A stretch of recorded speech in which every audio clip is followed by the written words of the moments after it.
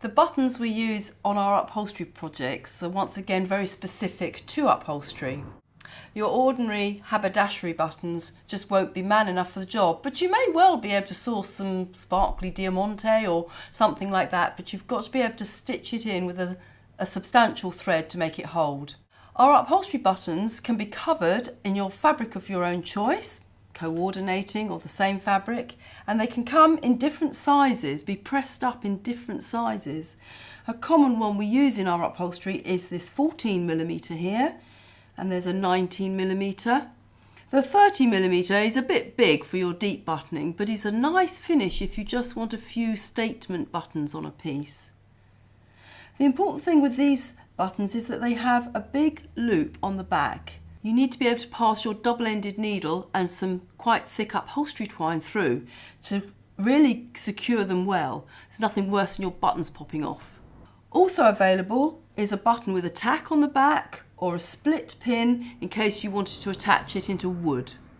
The handheld button presses that you can buy in a haberdashery store are really not man enough for upholstery, and so what we have is a button press. And we have different dies and cutter sets depending on your different size of button. I'm going to demonstrate with the 14mm. The first thing we want to do, so we don't forget it, is to pop the loop into the base first of all.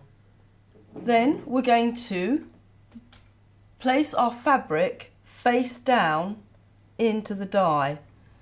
Now, if you're not sure which is the right side and wrong side of your fabric, always mark it so that you know. So here I've just marked on the wrong side and place that in the die face down. You then get your dome and you push the dome with a dowel peg down into the die. You can then pick him up, turn him over, pop him into your press, take up the slack and just press really firmly down. Let it off gently, pick it up, and there's your button. Now these die and cutter sets have to cope with really thick upholstery fabric and sometimes rather thin. So it's a good idea for the thin just to line it with another piece of fabric, just so there's no chance of it going loose or coming apart. Button presses like these, together with the die and cutter sets, the loops and the domes, are very expensive, and unless you're going to make up thousands, it's really not worth you purchasing one.